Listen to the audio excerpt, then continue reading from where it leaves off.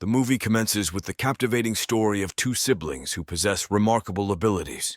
However, an unfortunate incident leads to unintentional harm to their community as they struggle to control their abilities. The locals perceive them as a threat, and in the dead of night, unanimously decide to eliminate them. They set fire to their home, tragically resulting in the loss of their parents. After the tragic incident, Samaritan and Nemesis embarked on divergent paths. Samaritan was driven by the unwavering belief that protecting and saving people constituted the ultimate purpose of life. In stark contrast, Nemesis nurtured an intense loathing for humanity, assigning them blame for their parents' untimely demise. This profound divide transformed them into sworn enemies, reminiscent of the iconic clash between Batman and the Joker, engaging in relentless battles. Nemesis, fueled by his anger, fashioned a deadly weapon, an ominous rage-infused hammer, intent on defeating Samaritan. Amidst one of their ferocious encounters, a catastrophic explosion rocked the scene, leading all to believe that both brothers had perished. The masks they wore to conceal their identities obscured the truth, leaving a lingering mystery. Nonetheless, speculation swirled, with some entertaining the possibility that Samaritan might have survived the fiery ordeal. The narrative then shifted to a young boy named Sam and his hard-working mother, striving to make ends meet. Unfazed by the pouring rain, Sam dutifully ventured outside to dispose of the household trash. There he chanced upon the symbol of Nemesis. Yet Sam, an ardent fan of Samaritan, couldn't resist altering it to resemble the emblem of his beloved hero. During the downpour, Sam encountered his neighbor Joe, a man who specialized in collecting and restoring discarded items from the trash. Joe had assumed the role of the guardian of the garbage cans in their neighborhood, an unassuming yet pivotal role. This seemingly ordinary encounter marked the beginning of an intriguing and mysterious journey that would intertwine the lives of these characters in unforeseen ways. Each day brings discoveries for Joe as he scavenges through discarded items, while Sam attends school in a rapidly changing world. One day, Joe stumbles upon a broken radio and decides to keep it.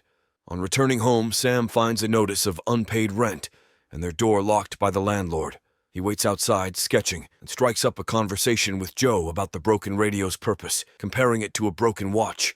As they chat, Sam's friend Jace approaches, tempting him to steal wire from a job site. They successfully pull off the heist, selling the wire for $40 to a man connected to someone named Cyrus. Soon Riza, one of Cyrus's associates, recruits Sam for a superstore robbery, assigning him the role of distraction. Inside the store, Sam's inexperience becomes evident, and the store owner catches on, prompting their hasty exit. Back at Cyrus's hideout, they discover only chips in the stolen boxes. An argument ensues, with Riza blaming Sam for the mishap. Sam demands his payment and asserts they should have chosen the right boxes. Cyrus intervenes, impressed by Sam's courage. He rewards Sam with $200, half for his current task and half for future endeavors. Cyrus also learns of Sam's admiration for someone special. As Sam returns home with the money, he pays the rent, and his mother confronts the landlord for locking their house. With the $200, the owner unlocks the door, allowing them inside. However, Sam feels uneasy when his mother inquires about the money. He chooses to conceal the truth about his involvement in the robbery. His mother imparts valuable advice, stressing the importance of good behavior and the right path, all while expressing her love and understanding for her son's longing for his deceased father. Meanwhile, at Cyrus's hideout, a shipment of 10 stolen explosives from an army base arrives, and preparations for their use begin. Several days later, Riza and his cohorts encounter Sam on the road, still furious over a previous scolding from Cyrus. They chase Sam relentlessly until he's on the brink of colliding with a bus. Joe, a passenger on the bus, intervenes, rescuing Sam. Joe's swift actions astonish Sam, who starts to suspect that Joe might be a Samaritan. Back home, Sam spies on Joe with binoculars, noticing numerous scars on Joe's back, further deepening his suspicion. In a frenzied state, Sam rushes to his conspiracy theory wall, adorned with maps and identities. He singles out Joe Smith as the prime suspect behind Samaritan. Meanwhile, Cyrus and his crew pose as law enforcement officials and transport hazardous equipment to a warehouse in a police van. Inside, they set up a bomb in a container, leading to a fatal explosion, and proceed to drill into a vault door. Inside the vault, they stumble upon 2 containers containing masks of both Samaritan and Nemesis, along with Nemesis's infamous hammer. When Cyrus touches the hammer, Joe senses foul play. Back in the online conspiracy community, Sam shares his bent knife and story about Samaritan's survival. However, he faces skepticism and the need for more evidence. Determined, Sam decides to shadow Joe relentlessly, even sneaking into his home through a window.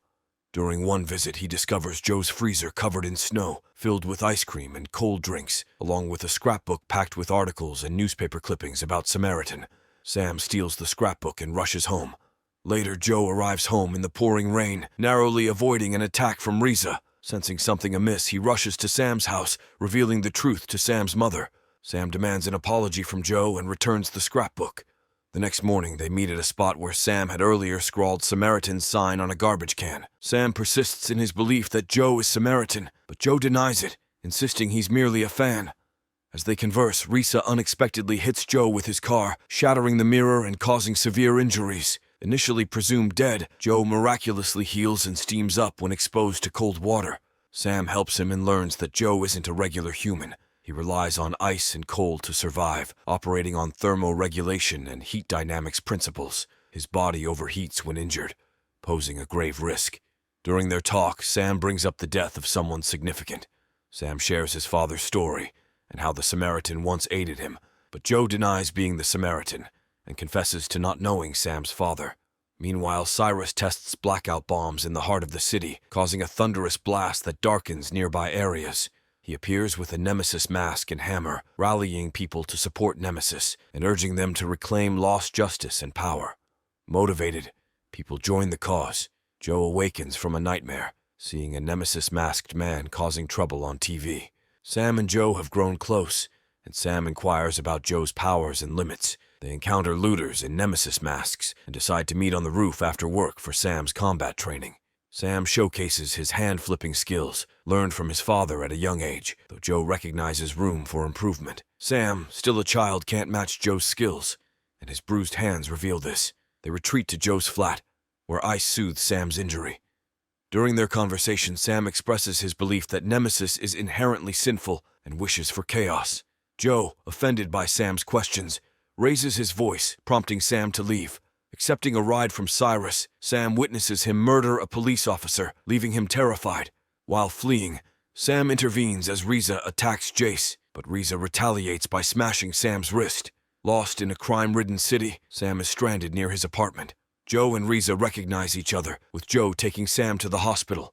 Meanwhile, Riza informs his friend about the man they hit. Cyrus orders his team to retrieve him, leading to a fierce battle where Joe emerges victorious, unharmed by gunfire. Suddenly, a man emerges from behind, stabbing Joe, but it doesn't faze him. He effortlessly tosses the attacker aside. A small girl watches in awe and asks Joe about his skills, drawing a growing crowd, eager to capture the spectacle on film. Out of nowhere, a man hurls a grenade at Joe, prompting him to swiftly grab the girl and leap away, using a nearby car as a shield from the explosion. Joe's focus remains on protecting the girl. Despite the chaos, footage of Joe's heroism spreads rapidly, with media outlets presenting it as proof that Samaritan has returned. Joe decides to leave town, but Cyrus and his gang discover Joe's departure after watching the video. They destroy his room and spot Sam through the window. Riza reveals Joe and Sam's closeness, compelling Cyrus to order his gang to capture Sam. Meanwhile, Joe waits at the train station but notices Sam's watch. Worried, he returns to Sam's house to return the watch, only to find Tiffany crying in the kitchen, revealing that Cyrus has taken Sam. Enraged, Joe loads oil barrels onto a truck and heads straight to Cyrus's location to confront him and rescue Sam. Cyrus plans to destroy the power plant. Cyrus hatches a plan to plunge the entire city into darkness with a massive heist. Joe arrives just in time. Despite the guards' attempts to halt his truck, he plows through them, crashing into the building. Witnessing this, Sam taunts Cyrus, likening his failure to Nemesis. The thugs inside open fire from all directions, but Joe effortlessly dispatches most of them. Cyrus steps forward, vowing to fulfill what Nemesis started. Surrounding Joe with his armed men, Joe demands Sam's release, but Cyrus refuses and strikes Joe with a hammer, causing him to stumble. He continues to assault Joe, who struggles to regain consciousness. Finally, Cyrus prepares for a fatal blow with the hammer, but Joe reveals he's not the good guy. He's the true villain. The oil drums in Joe's vehicle explode, taking out many of Cyrus's men. Joe engages in a merciless battle with the remaining gangsters, eliminating them one by one, unfazed despite their numbers. He even causes the ceiling to collapse. The building collapses, its pillars breaking, crushing gangsters beneath the rubble. Miraculously, Joe serves his way through 5 foes and advances towards Cyrus.